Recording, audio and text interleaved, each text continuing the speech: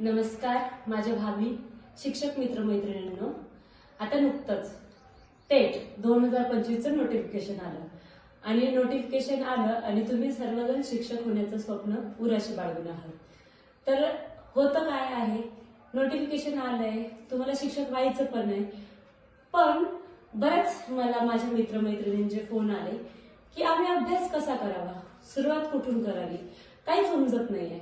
आणि आता मे मध्ये एक्झाम असल्यामुळे खूपसा असा वेळही नाहीये. तर कमी वेळात इफेक्टिव्ह अभ्यास आणि परीक्षेसाठी प्रॉपर तयारी कशी केली गेली पाहिजे यासाठी आज मी तुमच्यासाठी हा व्हिडिओ घेऊन आलेली. तर तुम्हाला अभ्यास करताना सगळ्यात पहिला प्रश्न पडतो कोणता, की कोणती संस्था किंवा आस्थापना ही परीक्षा घेणार आहे, कोण घेणार परीक्षा. तर याच्यावर बऱ्याच गोष्टी डिपेंड असतात. म्हणजे संस्था बदलली एक्झाम घेणारी, त्यानुसार एक्झामचा पॅटर्न बदलतो, प्रश्नांचा पॅटर्न बदलतो. म्हणून सगळ्यात पहिले तर हे लक्षात ठेवा की मागची परीक्षा घेतली होती IBPS ने. कोणी घेतली होती मागची परीक्षा? IBPS. तर आता पण IBPS ने परीक्षा घेण्याचे चान्सेस खूप आहेत. आणि IBPSचा पॅटर्न नुसार, म्हणजे IBPS बऱ्यापैकी बँकिंग वगैरे सरळ सेवेच्या परीक्षा घेत असते. आणि नेमकं असं झालंय की IBPS त्यांच्या ज्या क्वेश्चन पेपर असतात त्या बाहेर रिलीज करत नाही. त्यामुळे तुम्हाला एक्झाम पॅटर्न किंवा प्रश्नांचा पॅटर्न, मागच्या वर्षीचा प्रश्नांचा पॅटर्न तुमच्याकडे आता अवेलेबल नाहीये. तर एक काम करायचं की IBPS पॅटर्नचे ना तुम्हाला युट्यूब व्हिडिओज बरेच अवेलेबल मिळतील आणि त्या व्हिडिओमधून तुम्ही अभ्यास करायला सुरुवात करायचा की IBPS पॅटर्नचं मॅथ रिझनिंग तुम्ही करत जायचं. त्यानंतर सिलेबस बदलणार का? 2017ला वेगळा सिलेबस होता, त्यानंतर 2022ची जी एक्झाम झाली तिच्यामध्ये वेगळा सिलेबस होता. तर बऱ्यापैकी प्रश्नांमध्ये तफावत होती. त्यामुळे ना विद्यार्थ्यांमध्ये बरीच शंका आली की सिलेबस बदलला तर आता अभ्यासाला सुरुवात कुठून करावी. तर सिलेबस बदललाय ना तरी त्यात जास्तीत जास्त काठिण्य पातळीमध्ये फरक पडतो. जे 2017ला होता विषय तेच होते, फक्त प्रश्न विचारण्याची पद्धत बदलली होती. म्हणून जरीही आता एक्झाम नोटिफिकेशन सहित, फॉर्मचं नोटिफिकेशन सहित जर बदललेले सिलेबस बदलल्याचं जरी सांगण्यात आलं तरी पण हे जे आहेत ना विषय, मराठी, इंग्लिश, बालमानसशास्त्र, सामान्य ज्ञान आणि बुद्धिमत्ता, या विषयांमध्ये बदल होणार नाही. फक्त प्रश्न विचारण्याच्या पद्धतीमध्ये बदल होईल. म्हणून सिलेबस बदलणार का? तर सिलेबस पूर्णपणे बदलणार नाही. आता हा आपला कोण घेणार परीक्षा आणि सिलेबस बदलणार का, या दोघी मुद्द्यांवर बोलून झालं. स्ट्रॅटेजी काय असावी त्याच्याबद्दल आपण पुढे बोलूया. तर पुढचं काय, सेफ स्कोर काय असावा. सेफ स्कोर डिरेक्ट प्रेडिक्ट करणं एवढं सोपं नाहीये, कारण की अजून आपल्याकडे जागा किती पदांसाठी परीक्षा घेतली जाणार आहे हे पूर्णपणे क्लिअर नाहीये. पण तरी पण जास्तीत जास्त स्कोर जर आपण घेतला तर हे आपल्याला कधीही आपल्या यशाच्या जवळ नेण्यासाठी चांगलं असतंय. तर मेन पॉइंट काय माहिती का आपल्याला, निगेटिव्ह मार्किंग असते का? तर आपल्याला निगेटिव्ह मार्किंग नसते. PITच्या परीक्षेला निगेटिव्ह मार्किंग नसल्यामुळे तुम्ही जास्तीत जास्त स्कोर करू शकता. कारण की जे प्रश्न तुम्हाला नाही आले तरीही ते तुम्ही अटेम्प्ट करायचे, त्याच्याने एखाद दुसरा तुमचा तुक्का लागला तर तो तुमच्या परीक्षेसाठी किंवा स्कोरसाठी तो एक प्लस पॉइंट असतो. म्हणून निगेटिव्ह मार्किंग नसणं हे तुमच्यासाठी चांगलं आहे. आणि सेफ स्कोर तुम्ही आता प्रेडिक्ट करून ठेवा की जो आहे सेफ स्कोर 150 प्लस किंवा 160 प्लस तुम्ही घ्या. कारण की मागच्या परीक्षेत 125 प्लस पण होता, पण पॅटर्न बदललेला होता पोरांसाठी, त्या गोष्टी सगळ्या नवीन होत्या आणि जागा पण जास्त होत्या. म्हणून 125 प्लस मार्क्स असलेले पोरं पण लागलेत. पण आता कसं आहे ना की जागांचा आपल्याला अंदाज नाहीये. त्यानंतर जर तुम्हाला वरच्या वर्गांसाठी लागायचंय तर तुम्हाला 160 प्लस असणं आवश्यक आहे. तर त्यामुळे आता असं ठरवा की 200 पैकी जर 160 प्लस घेतलं तर आपण आपल्या सोयीच्या जिल्ह्यात किंवा सोयीच्या ठिकाणी जाऊन पडू. तर 200 पैकी 160 प्लस स्कोर घेण्याचं आपलं टार्गेट ठेवा. आता पुढे आपण घेऊया की सिलेबस काय असतोय. तर आपल्याला मराठी, इंग्रजी, बालमानसशास्त्र व अध्यापनशास्त्र, सामान्य ज्ञान आणि बुद्धिमत्ता व गणित ह्या विषयांवर प्रश्न येतात परीक्षेला. तर कसं असतंय ना, तर याच्यासाठी तुमची स्ट्रॅटेजी काय असावी. मागच्या वेळेस आम्ही जेव्हा परीक्षा दिली तेव्हा हे सगळेच प्रश्न यांच्या आधारित प्रश्न होते. तर मराठी, इंग्रजीचा, आता मी तुम्हाला आधी बोलते, हे भाषा आहेत. तर याच्यावर कसे प्रश्न आले होते मागच्या वेळेस. अगदी असे प्रश्न होते की तुम्ही बिना अभ्यासाचेही या 40 पैकी कमीत कमी 35+ मार्क्स घेऊ शकाल. किती मार्क्स घेऊ शकाल तुम्ही? 35+. कारण की तिथे मराठी आणि इंग्लिशवर ग्रामर आधारित प्रश्न नव्हते.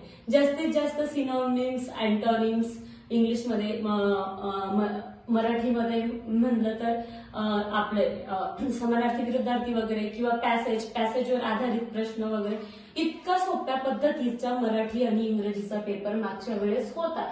तर मराठी आणि इंग्रजीमध्ये असं मी म्हणत नाही की अभ्यास करू नका, पण ग्रामर आधारित प्रश्न खूप कमी आले होते. तर तुम्ही जास्तीत जास्त याच्यावर ग्रामर सोडून इतर पार्टवर जास्त भर दिला तर ते तुमच्यासाठी चांगलं असेल. आणि बाल मानसशास्त्र व अध्यापनशास्त्र, आतापर्यंत तुम्ही परीक्षा देत आले तर नेमकं तुम्हाला काय व्हायचं की परीक्षा देताना तुम्हाला टेन्शन असायचं की इतके सायंटिस्ट हे कसे लक्षात राहणार, यांच्या थेरीज कशा लक्षात राहणार.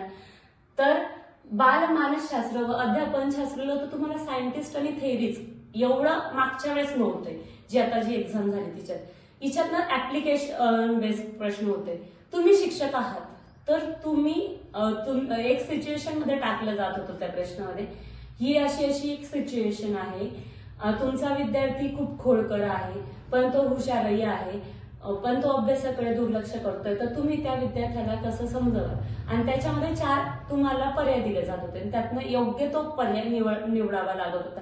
ऍप्लिकेशन बेस्ड प्रश्न होते, म्हणून तुम्हाला त्याचा वेगळा असा खूप डीप स्टडी करण्याची गरज नाही. आणि सामान्य ज्ञानाचे प्रश्न पण खूप असे अवघड काय मी परीक्षेत पाहिले नाही, जे तुमच्या दैनंदिन वापरातले किंवा साध्या सरळ सेवेच्या अभ्यासातून करता येतील अशा पद्धतीचे प्रश्न सामान्य ज्ञानाचे विचारले गेले होते. मग आता मराठीचे किती प्रश्न, मी इथे प्रश्न 20 दिलेले आहेत, पण ते व्हॅरी होत होते की कोणत्या पेपरमध्ये 18, कोणत्या पेपरमध्ये 22. म्हणजे हे जे 20 हे जे ना टेंटेटिव्ह प्रश्न होते की 18 ते 22 मध्ये यांची संख्या होती प्रश्नाची. आणि हे जे 80 मार्क्स होते, हे 80 मार्क्स मुळात हातचे मार्क्स असल्यासारखे होते की याच्यासाठी तुम्हाला जास्त मेहनत करण्याची गरज नव्हती. तुम्ही बिना अभ्यासाचेही या 80 पैकी 60 मार्क्स घेऊ शकत होते. तर मेन स्ट्रॅटेजी काय असावी, ह्या कमी दिवसात तुम्ही नेमका कसला अभ्यास करावा. तो अभ्यास करावा तुम्ही ह्या 120 मार्कांचा. हे 120 मार्कांमध्ये तुम्ही किती स्पीडने गणित सोडवताय, की किती स्पीडने तुमचे बुद्धिमत्ताचे प्रश्न सुटताय, याच्यावर खरा तुमचा स्कोर अवलंबून आहे. मी असं म्हणत नाही की मराठी, इंग्रजी, बालमानसशास्त्र किंवा सामान्य ज्ञानाचा अभ्यास करू नका. याच्यासाठी ना रोज तुम्ही अर्धा तास द्या. मागचा जवळपास आपल्याकडे 45 दिवस आहेत कमीत कमी. तर 45 दिवसात ह्यांच्यासाठी अर्धा तास द्या. पण गणित, बुद्धिमत्ता रोज कमीत कमी 2 तास अभ्यास करा. आणि त्या 2 तास गणित आणि बुद्धिमत्तामध्ये आता मी पुढे याच्यावर सेपरेट की कोणकोणते टॉपिक विचारले गेले होते याच्यावर मी व्हिडिओ बनवणारच आहे. पण स्टील तुम्ही गणित, बुद्धिमत्तावर जास्तीत जास्त भर देण्याचा प्रयत्न करा. कारण की हे जे 120 मार्क्स आहेत तेच 120 मार्क्स खरं तर ठरवणार आहेत तुम्ही शिक्षक होणार की नाही. आता ह्या दोघी विषयांमध्ये तुम्ही 35+ घेतले, ह्या दोघी विषयांमध्ये जर तुम्ही 40 पैकी 30 घेतले तर इथेच तुमचे किती मार्क्स होत आहे. 30+ मार्क्स जर घेतले तर इथेच तुमचा स्कोर होतोय 65. तर ह्या 120 पैकी किती घेण्याचा प्रयत्न करायचा आहे तुम्ही. 120 पैकी 95 मार्क्स कमीत कमी घेण्याचा प्रयत्न करायचा आहे. म्हणजे तुमचा टोटल स्कोर होतो 160 आणि जो एकदम सेफ स्कोर आहे. तर आजपासूनच गणित आणि बुद्धिमत्तेच्या सरावाला सुरुवात करा. जितका जास्तीत जास्त तुम्ही गणित आणि बुद्धिमत्तेवर भर देणार तितकं तुम्हाला ही एक्झाम क्रॅक करणं सोपं होणार. काय मागच्या वेळेस आम्ही परीक्षा दिली आणि नेमकं मागच्या वेळेस जे स्कोर होते ते ऍव्हरेजली 130च्या वर बऱ्यापैकी पोरं होते. एक 150+ खूप कमी विद्यार्थी होते. पण ते काय होतं माहिती का, कारण की त्यांना IBPS कशा पद्धतीने ही एक्झाम कंडक्ट करणार आहे याच्याबद्दल ते अवेअर नव्हते. पण आता तुम्हाला बऱ्यापैकी अवेअरनेस आलेला आहे की एक्झाम मध्ये काय काय विचारलं गेलं होतं, काय काय नाही. आणि हे जे प्रश्न होते ते इझिली सुटणार होते. मराठीमध्ये पॅरेग्राफवर रिलेटेड प्रश्न होते, म्हणजे तिथे अभ्यासाची गरजच नाही. पॅरेग्राफ आला, पॅरेग्राफ मधून शोधून उत्तरं देणं, म्हणजे तिथे तुम्हाला ते 5 मार्क्स 20 पैकी सेफ झाले. इंग्रजीमध्ये पण 5 मार्कांचा पॅरेग्राफ होता, तर 5 मार्कांच्या पॅरेग्राफ मध्ये तुम्हाला ते 5 मार्क तिथे सेफ झाले. तर बालमानसशास्त्रावर अध्यापन शास्त्र मी बोलले ऍप्लिकेशन बेस. तर तुम्हाला सिलेबस समजला. तर हे जे आहेत ना 200 प्रश्न, मुळात 200 प्रश्न हे अवघड नाहीच आहेत त्या पेपर मधले. तर अवघड काय की ते आपल्याला किती वेळ आहे, 2 तास. किती वेळ आहे, फक्त 2 तास. आणि ह्या 2 तासात हे 200 प्रश्न सोडवणं अवघड आहे. वेळेत आपले प्रश्न कव्हर करणं हे अवघड आहे. आणि याच्यासाठी तुम्हाला जास्तीत जास्त प्रश्न उत्तर सोडवण्याची प्रॅक्टिस करणं गरजेचं आहे. 2 तासात जर तुम्ही 200 प्रश्न सोडवले तर तुम्हाला 150+ मार्क्स घेण्यापासून कुणी रोखू शकत नाही. मुळात आम्हाला आलेला अनुभव, आमच्या परीक्षेला मी किंवा माझे मित्रमैत्रिणी या प्रत्येकाला एकच प्रॉब्लेम होता की त्यांना वेळ पुरला नाही. का? कारण की प्रश्नपत्रिकेचा सराव हा त्यांच्यासाठी कमी पडला. तर तुम्ही आजपासून एक स्ट्रॅटेजी ठेवा. रोज एक टेस्ट सोडवण्याचा प्रयत्न करा, मग ती कोणत्याही क्लासची असो. तुमचा प्रश्नांचा पॅटर्नचा नाही, वेळेचा सराव होणं जास्त गरजेचं आहे. तर तुम्ही रोज 2 तासात 200 प्रश्न सोडवण्याचा प्रयत्न करा. 2 तासात जर तुम्ही 200 प्रश्न सोडवून घेतले तर तुम्ही 150+ मार्क्स घेण्यापासून कुणीही तुम्हाला रोखू शकत नाही. तुम्ही व्हिडिओ शेवटपर्यंत बघितला त्याबद्दल तुमचे खूप खूप धन्यवाद. जर तुम्हाला अजूनही काही शंका असतील, आता मी या प्रत्येक टॉपिकवर जास्तीत जास्त तुम्हाला कोणकोणता टॉपिक येऊ शकतो, कोणत्या टॉपिकमध्ये कसे प्रश्न आले याबद्दलचा व्हिडिओ तुम्हाला आवश्यक असेल, तुम्हाला शंका असेल त्यानुसार मी बनवण्याचा प्रयत्न करेलच. आणि व्हिडिओ बघितल्याबद्दल सगळ्यांचे आभार. आवडला असेल तर नक्कीच लाईक करा, शेअर करा आणि माझ्या चॅनलला सबस्क्राईब करा. थँक्यू.